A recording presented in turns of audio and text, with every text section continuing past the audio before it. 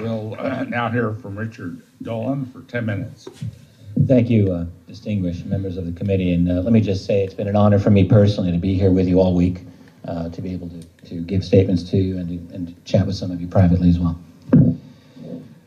Regarding disclosure, I have often felt that disclosure on the matter of UFOs and ETs, possible extraterrestrials, is a paradox. It's impossible, but it is inevitable. It's impossible because there is no political motivation for it. It's inevitable, however, because our leaders are not the only factor in this equation. There are other beings, after all. But mainly, I would say there's us, the people, who are going through this greatest social, cultural, and especially technological transformation in the history of humanity. In fact, I would say that we are the game changers. Someday, and it won't be too long in the future, something is going to force someone's hand. It could be a major sighting. It could be a major leak. Something that can no longer be denied.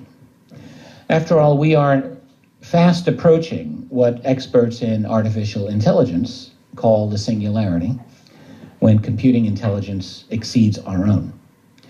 In such a future, I ask you, can we really think we will still be stuck in neutral on this issue?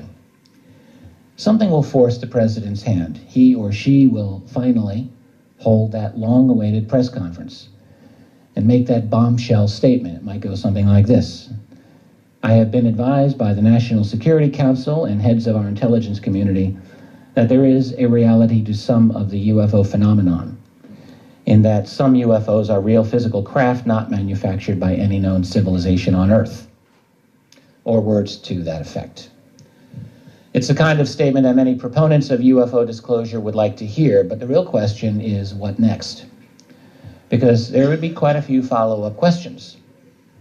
At the top of the list will be questions about who these other beings are and what their agenda or agendas might be.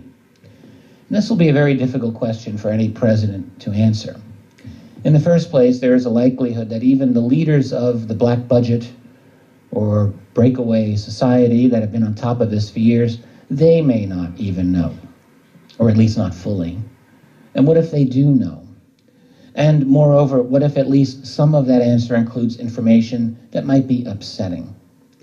Divining the intentions of non-human visitors or permanent residents, whatever they may be, might not be the easiest thing to do. But it's entirely possible, judging from the data we do have, that some of them may not care very much about humanity. Some may not. What if an agenda has been determined within the intelligence community, and this agenda includes something to do with alleged abduction phenomena?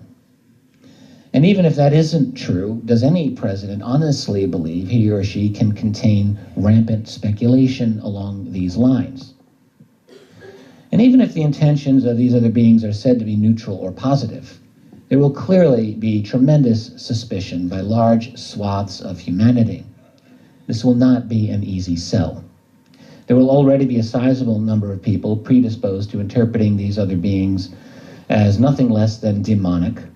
Short of bringing one of these entities to a podium and subjecting it to hours and days and weeks of questions by an insatiable public, it's very likely that any moment of disclosure will not satisfy the public the way it would like to be regarding alien motivations.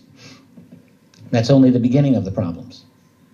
One early and obvious question that will arise, one which will have deep, profound political implications, will be very simple.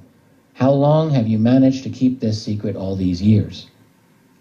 Consider that our entire society has been told that UFOs do not represent anything truly anomalous, that ETs or aliens are definitely not here on Earth interacting with us, that UFO believers may be well-meaning but had been mistaken about all of that.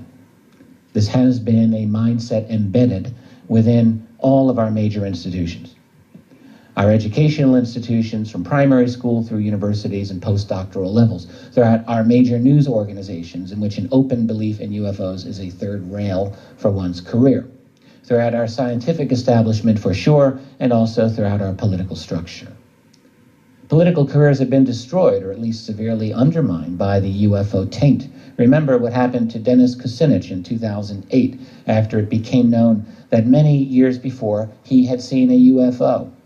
Never mind the fact that the two witnesses he had been with came out and corroborated the sighting. They saw the same thing. All of these institutions and others have treated the UFO topic as nothing more than a joke, something suitable for immature minds. Can it really be that the professors throughout the United States uniformly have dismissed this phenomenon without any cooperation from the intelligence community? Ditto the world of science, politics, and media. Well, no, not when the most modest amount of research shows strong intelligence community influence over all of these institutions. In other words, people will see very clearly that the national security apparatus has created a global culture that has suffocated the truth.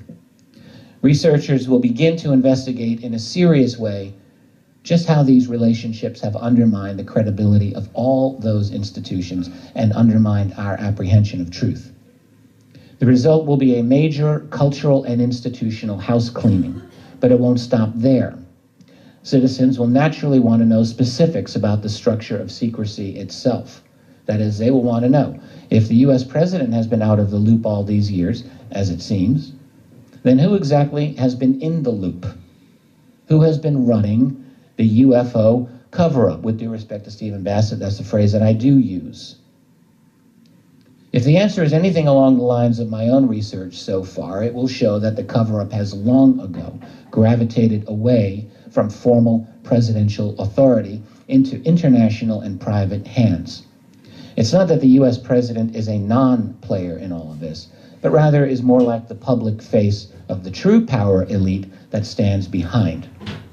We all, I think, have come to understand this when it comes to power in general, and this will likely be the case when we begin a sophisticated analysis of UFO secrecy.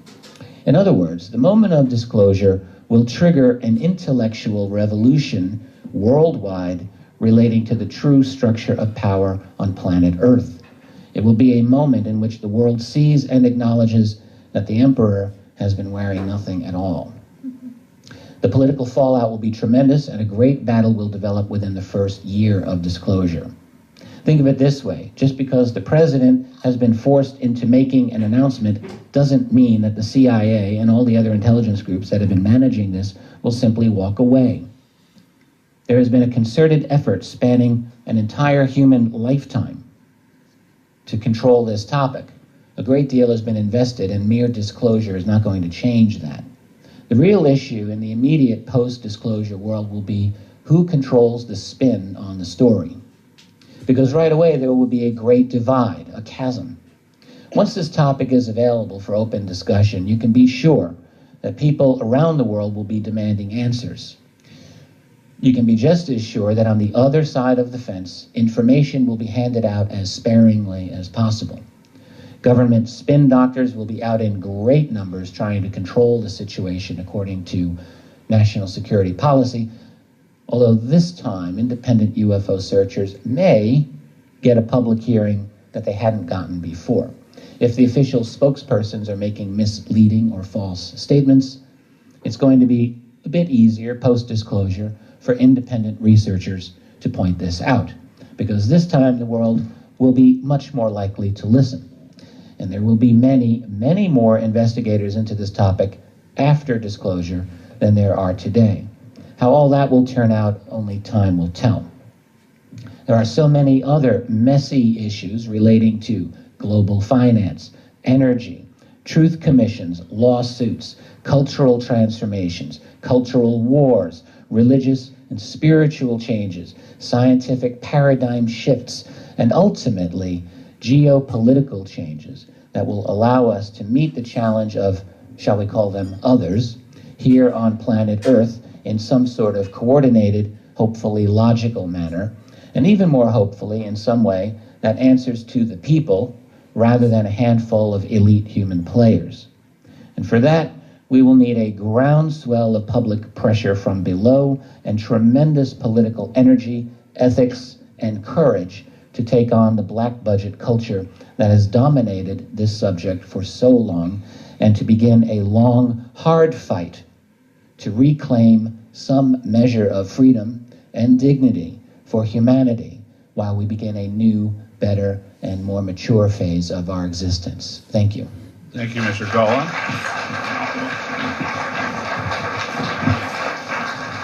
Now we'll go to our next witness.